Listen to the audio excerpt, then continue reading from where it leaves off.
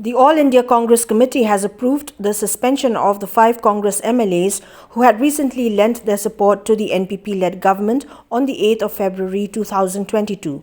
On this matter, the Meghalaya Pradesh Congress Committee President Vincent Pala had informed that the letter of suspension from the AICC along with a show-cause notice would be served to the 5 MLAs either on Monday evening or latest by Tuesday. The MPCC chief also stated that suspension would be withdrawn should the MLAs withdraw their support to the MDA government. On the joining of some MLAs with the NPP and the UDP, Vincent Pala stated that the same will be revealed when the time comes.